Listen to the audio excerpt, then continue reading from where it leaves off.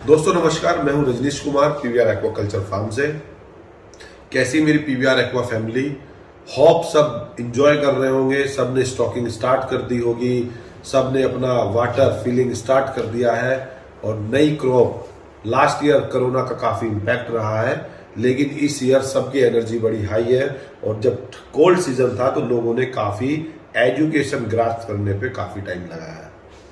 तो दोस्तों आज हम इस वीडियो में बात करने वाले हैं कि जो फिश फार्मिंग करते हैं या स्टार्ट करने वाले हैं, उनके क्या बेसिक सवाल रहने चाहिए या उनके क्या बेसिक क्वेरीज होनी चाहिए अगर वो किसी फार्मर से मिलते हैं, या उन्हें खुद क्या बेसिक सवालों पे ध्यान रखना है फार्मिंग करने से पहले।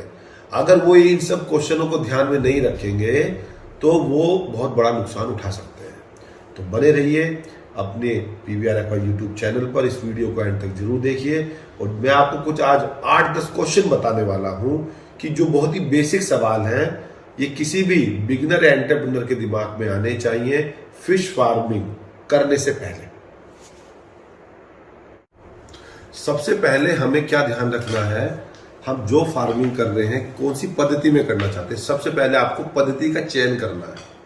फार्मिंग से पहले आप आरएस में करना चाहते हैं तो कहां पे आरएस कर रहे हैं, कौन सी मछली पालेंगे, कौन सी स्पीसीज पालेंगे, क्या वहां पे आरएस की कॉस्टिंग आएगी और क्या आपका रेवेन्यू बायबैक ड्यूरेशन क्या रहेगी।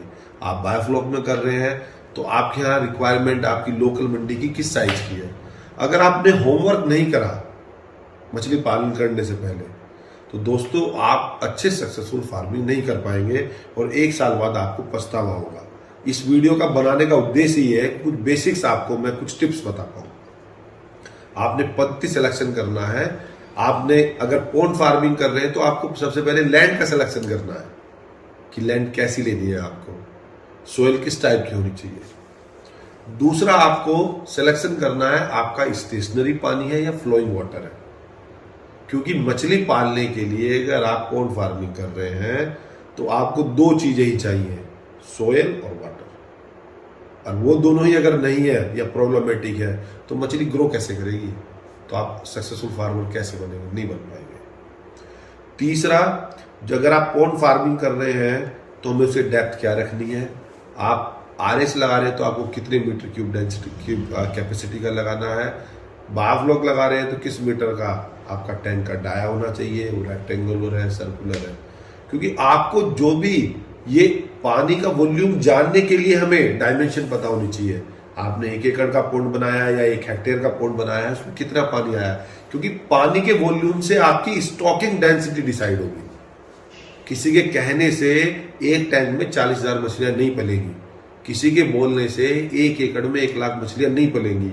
मैं किसी कंपनी का नाम नहीं ले रहा हूं, कंपनी ने 1 लाख बच्चे स्टॉक कर दिए और किसान भाई सोच रहा है कि मेरी 1 लाख मछलियां जीवित रहेंगी और एक मछली 1 किलो की हो जाएगी और 100 रुपए की बिकेगी। दोस्तों आप ही सोचिए, अगर 1 एकड़ से 1 करोड़ की मछलियां बिकने लगे तो दोस्तों क्या हाल होगा हमारी कंट्री का। तो ऐसा नहीं है, इसलिए इस वीडियो में बनाई है मैंने। कुछ बेसिक्स बातें आपको ध्यान रखनी है।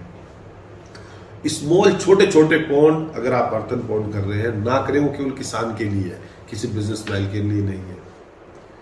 तत्पश्चात हमें सोयल और वाटर के पैरामीटर चेक कराने हैं।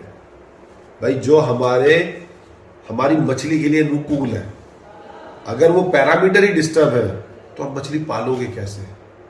एक लोगों का सबसे बड़ी क्वेश्चन रहता है गोबर पे, डंग पे बहुत सबसे ज्यादा फोकस रहता है। दोस्तों मैं आपको बताना चाहूंगा, डंग इज अमोनिया। वो हम एक बहुत स्मॉल क्वांटिटी में as a organic manure use करते हैं फर्टिलाइजेशन के लिए। मैंने अपनी एक वीडियो में उसका जिक्र भी किया है जिसका नाम है फर्मेंटेशन फर्टिलाइजेशन, आप उसको देखिए। सब के सब लगते हैं कि हमने 4 डंपर गोबर डाल दिया, 50 डंपर गोबर डाल दिया।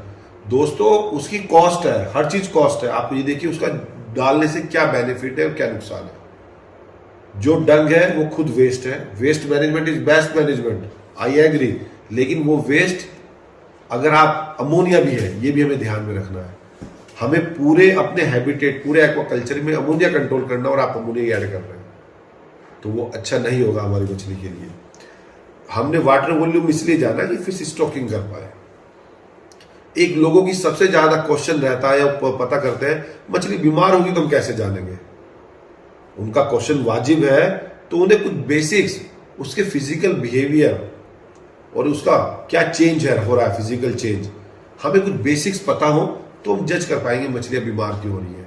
जैसे कि अगर मछली ने खाना नहीं खाया है, वो अपर सरफेस पे घूम रही है, अपनी बॉडी को रब कर रही है, चाहे वो अपने बाउंड्री से कर रही है या किसी बैम्बू से कर रही है, उसका कलर फेड हो गया है, उसके स्केल्स टूट गए अगर कैटफिश है, या उसकी जो अगर आपकी स्केल्स आईएमसी के होते हैं, कार्ब्स के टूट रहे हैं, अगर आपकी कैटफिश है तो उसकी जो स्किन हट रही है, कलर फेड हो गया है, उसका स्विम स्लो कर रही है। तो जब आप फार्मिंग में घुसते हैं तो आपको बेसिक्स बातें पता चल जाती है। तो दोस्तों, कोई भी फार्मिंग करने से पहले, फार्मर मिलने से पहले, अपने माइंड में उस प्रोजेक्ट की कॉस्टिंग क्या होगी और क्या ये 5-6 बेसिक सवाल है आपको पता है फार्मिंग करने से पहले, आपको ये पता होंगे तो मेरी बेस्ट विशेष आपके साथ है। आप बहुत ही अच्छी, बहुत ही उम्दा फार्मिंग करेंगे अपने क्षेत्र में। और इस वीडियो का टिप है आपके लिए, आपको मछली जिंदा बेचनी है, लाइव फिश मार्केट डेवलप करनी है, आपको डेड फिश नहीं सेल करनी। डेड फिश तो पूरी कंट्री को आंध्रा खिला ही रहे। आप अपने एरिया में, अपने लोकल विसिनिटी में, अपनी लोकल मंडी में आप जिंदा मछली की मार्केट डेवलप कीजिए और इंजॉय कीजिए एक्वाकल्चर को। बने रहिए अपने पीवीआर एक्वा यूट्यूब चैनल पर और जानते रहिए बेसिक्स, छोटी से छोटी और एक अच्छी से अच्छे टॉपिक पे हम मंथन कर सकते हैं। धन्यवाद।